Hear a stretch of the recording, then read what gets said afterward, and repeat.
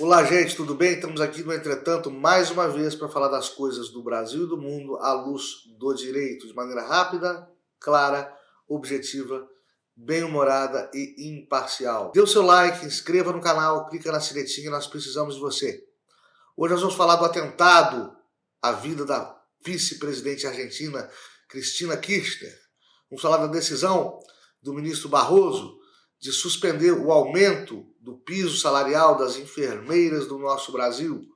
E vamos falar também da nova decisão do ministro Fachin de suspender a amplitude da lei de armas, do decreto de armas, às vésperas das eleições. Vamos falar da candidatura de Roberto Jefferson à presidência da República, obstada pelo TSE. Essas e outras matérias importantes e extrovertidas daqui a pouco. Eu não me ajoelho com politicamente correto, não, porra. O juiz não tem que entrar em pilha de mídia, tem que atuar fazendo justiça.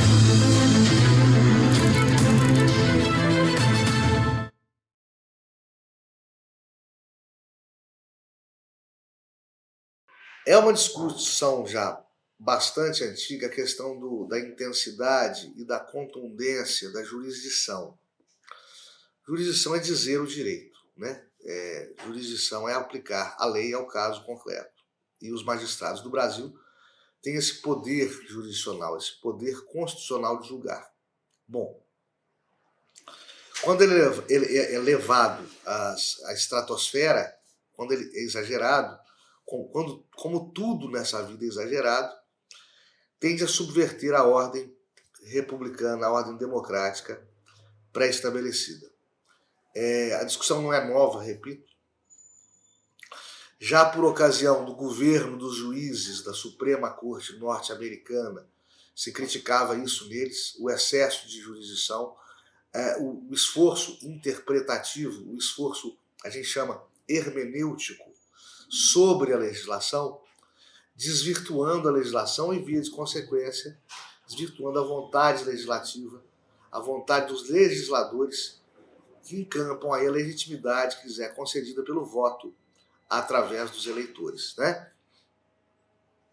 Aqui no Brasil não seria de se espantar a intromissão, mais uma vez, através da interpretação da lei, da interpretação da Constituição, à luz da jurisprudência, pelos ministros do nosso atual STF, eles que vêm sendo criticados bastante pelo seu proativismo judicial, que, em suma, em síntese, é aquilo que eu falei, suprimindo atos de governança do presidente da República, do Poder Executivo, suprimindo a exclusividade e a autonomia, o monopólio legislativo brasileiro, que é constitucionalmente do Congresso Nacional. Dessa feita, o ministro Barroso, que já tinha mandado o presidente Bolsonaro se virar à la Indiana Jones para salvar ou encontrar os corpos dos dois indigenistas perdidos na Amazônia,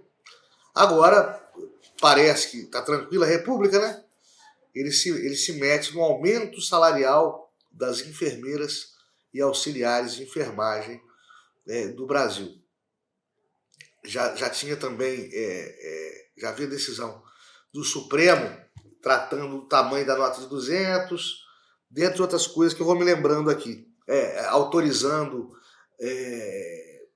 os poderes municipais, os prefeitos dos estados, a normatizarem o combate à pandemia, autorizando multa para quem não usar máscara, fechando o supermercado, enfim, matérias alheias à defesa da Constituição Federal, que é a premissa por detrás do funcionamento do STF perante a lei brasileira, perante as leis brasileiras. Em qualquer outro cenário de normalidade jurídica, esse tipo de deliberação soaria ridícula e soaria anormal, entraria para os anais dos absurdos jurídicos perpetrados na República Brasileira. Por mais que a República Brasileira seja, por si só, conturbada.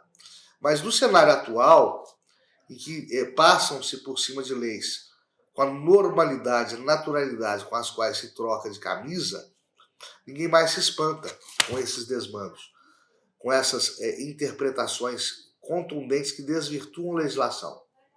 E nós também perdemos, né, a capacidade de nos assustar com semelhantes desmandos. Em assomo, né, para piorar tudo isso, o ministro Fachin, recentemente, também tolheu, limitou o âmbito do decreto de armas presidencial para impedir que armas e munições, nessa antevéspera da política, nessa antevéspera das eleições, que mais armas e munições vão para a praça.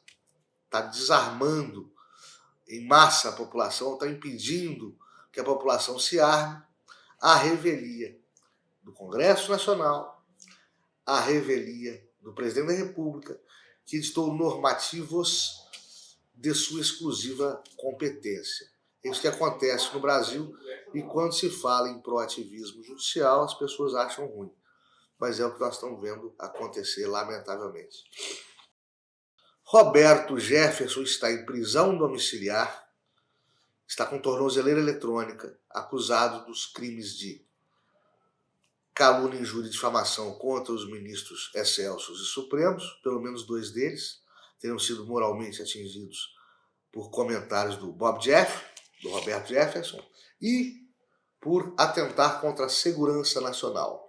Se você concorda que a Lei de Segurança Nacional ainda está em vigor e não caiu em desuso, que a maioria da classe jurídica brasileira discorda veementemente da vigência dessa lei vetusta, essa lei editada em péssima época, e em péssima época mantida em vigor, sem ter sido revogada expressamente como deveria ter sido. Bom, Bob Jeff está preso apenas respondendo inquérito.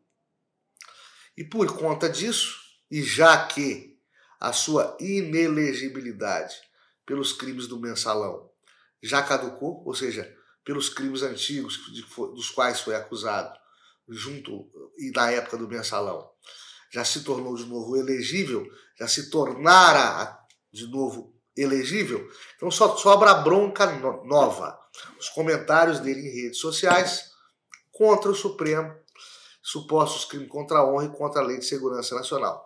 É por isto que o TSE decidiu que Roberto Jefferson, não está elegível e que, portanto, não pode se candidatar a presidente da República. Muito estranho. Seria de se estranhar mesmo se vivêssemos um país sem anormalidades jurídicas desta monta e outras anormalidades até piores.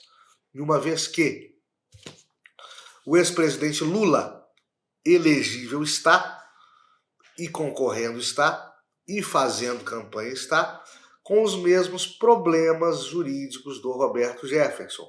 Acompanhe o meu raciocínio. Os 2 acusados, os 2 processados e investigados sem culpa formada, né? A situação do Lula é até pior. Lula foi denunciado, estaria condenado, não tivesse sido anulado seu processo, graças às benesses jurisprudenciais da nossa mais alta corte de justiça do país. A situação do Lula, então, é muito mais grave que a de Bob Jeff, mas Lula pode candidatar. Roberto Jefferson não pode se candidatar.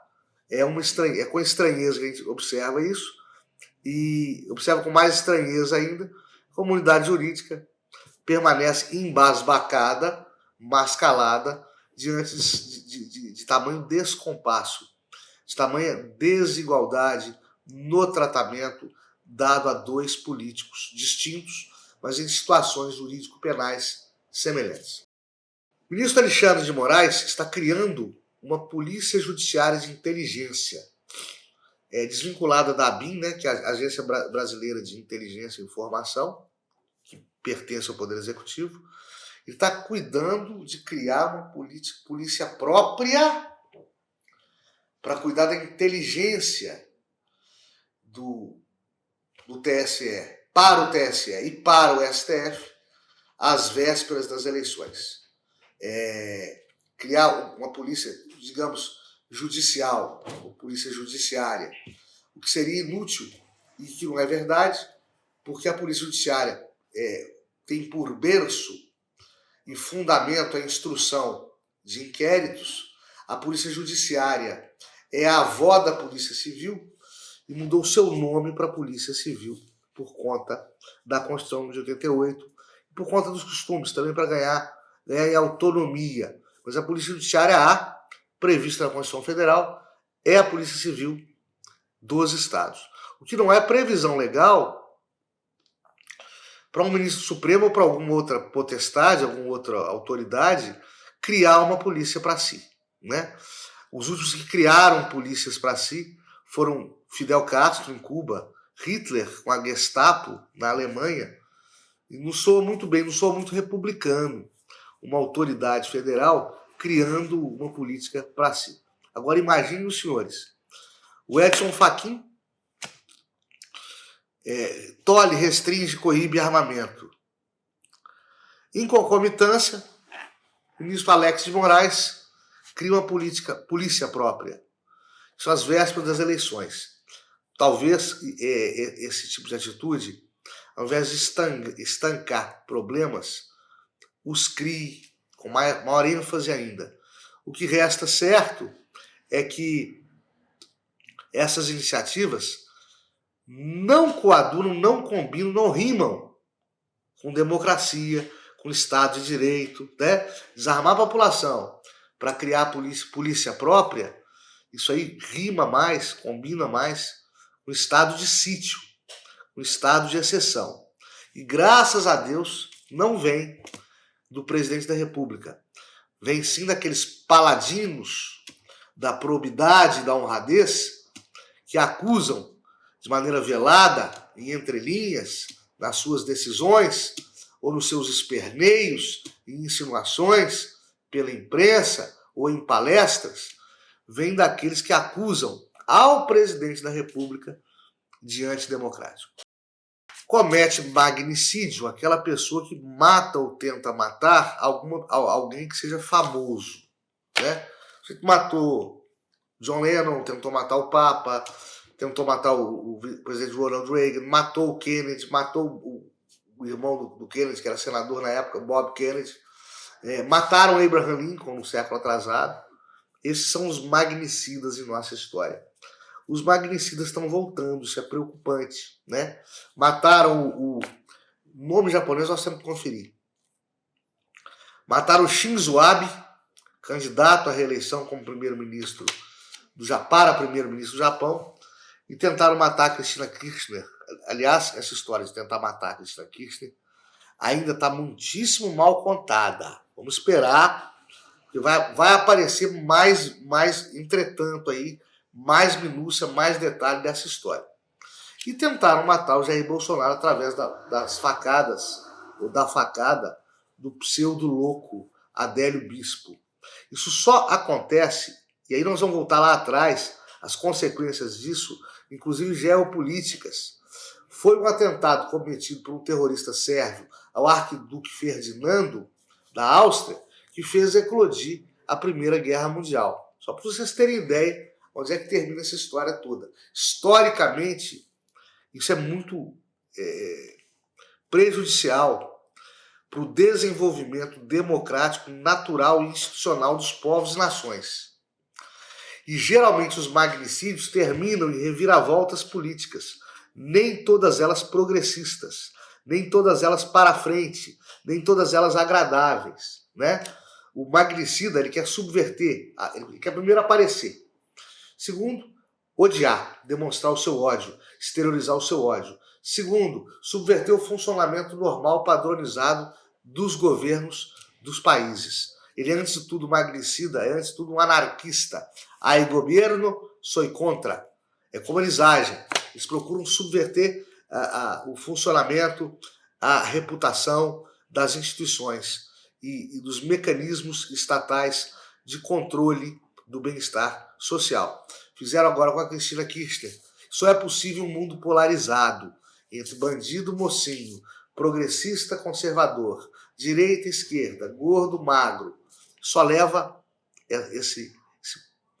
essa polarização eleitoral só leva ao ódio político, à intolerância política. Nós estamos entrando em águas profundamente perigosas. Profundamente perigosas. O CNJ publicou uma normativa proibindo os juízes se manifestarem criticamente às urnas eletrônicas. Ora, nós juízes já somos proibidos de falar de processos em que atuamos enquanto não os julgamos. Nós juízes já somos proibidos de nos manifestar sobre política partidária. Intenção de voto também nos é proibido manifestar. Sobra muito pouca coisa para a gente se manifestar fora dos autos do processo, mas ainda assim somos seres vivos dotados de opinião e de ideologias. E não cabe bem, não comporta bem a lei da mordaça para juízes, para magistrados, quando os magistrados, também magistrados da mais alta corte de justiça do país, do STF, falam que bem entendem, pelos cotovelos que bem entendem a toda hora. Ou seja, o exemplo que vem de cima é justamente no sentido de se falar o que se pensa. A segunda coisa a se notar é o seguinte: você criticar a urna eletrônica não é atentar contra a democracia e nem contra a segurança das eleições. Está se criando mais um factoide do espantalho, criando um inimigo que não existe. Eu posso perfeitamente gostar de futebol, acreditar no futebol, mas não concordar com aquela bola, que aquela bola é murcha, ou criticar o gramado que está muito alto ou está muito baixo. Uma coisa é você criticar o funcionamento de um detalhe ou outro do sistema das eleições. Um detalhe importante, que são as urnas, mas isso é bem diferente de atentar contra a normalidade democrática. O que se acusa implicitamente os juízes que, porventura, venham a se manifestar contra a urna eletrônica, ou pedindo modificação da urna eletrônica, ou troca da urna eletrônica por voto impresso, ou por voto auditável, que seja, enfim. Isso é tentar atemorizar, amordaçar, calar a boca. Deixa eu explicar para vocês aqui. Esse programa está no ar há 10 anos, é um programa didático, não tem nada de clandestino. Por diversas vezes esse programa foi inscrito junto ao CNJ e ao STF para concorrer pelo prêmio Inovare. Então o STF e o STJ conhecem o programa, entretanto, sabem que o programa, entretanto, é um programa didático, pedagógico, sem papas na língua, mas didático, pedagógico. Então não tem nada de clandestino no que se fala aqui, na ideia que se troca, no papo que se bate aqui. Ainda que tivesse, jamais seria para pedir voto para quem quer que seja. Que não é papel de magistrado fazer isso. E eu sou magistrado de carreira. E por fim, os meus antepassados tiveram que sair, fugir de suas longínquas terras de nascimento, perderam seu torrão, perderam a sua terra natal, premidos pelas circunstâncias de uma política de guerra, fustigada por ditadores. Meus parentes libaneses correram do Líbano, porque eram libaneses católicos, e o Líbano vivia a ditadura religiosa, né, do Islã. Os meus parentes que ficaram no Líbano, muitos deles foram desterrados, perderam seus bens, o seu patrimônio. 1 ou 2 foram assassinados por crime de preconceito religioso, porque não eram muçulmanos, né? Aqueles que não sofreram essas peripécias atrozes tiveram que migrar. Migraram e fugiram da falta de liberdade, da antidemocracia, da tirania. Por parte de pai, meus antepassados italianos fogem do fascismo de Benito Mussolini, fogem das 2 grandes guerras mundiais para vir tentar a sorte no Brasil, trabalhar e labutar de sol a sol, para conseguir prosperar num país livre, num país verdadeiramente livre. Meus antepassados lutaram, perderam a terra natal, perderam o torrão, perderam entes queridos, nunca mais voltaram para sua terra, nem mesmo para visitá-la. Isso tudo para garantir para os seus descendentes, para mim, liberdade democrática, que é também a liberdade de que eu diga o que eu penso. E pelo sacrifício deles, pela honra deles, pelo sofrimento deles ao procurar um mundo digno e livre, eu não posso me acovardar. Eu não posso me acovardar pela lei da mordaça. Eu não posso ser impedido de falar o que eu penso. Que me responsabilizem por eventual besteira que eu venha falar. Mas me impedir de falar o que eu penso, jamais eu estaria desrespeitando o sangue dos meus familiares, dos meus antepassados, que corre em minhas democráticas veias. E delas só saem para exteriorizar o mais profundo sentimento de gratidão por esse mundo livre em que nós ainda vivemos e pelos governos livres que nós ainda possuímos, que nos permitem nos manifestar com liberdade de pensamento. E seria improvável, incrível e inviável em que, em um país que se diz democrático, as pessoas não possam dizer o que pensam a hora que bem entenderem. E é isso que eu sempre fiz, é isso que eu vou continuar fazendo aqui. Fiquem todos tranquilos e fiquem todos com Deus. Até a próxima. Dê o seu like, clique na sinetinha e inscreva-se no canal.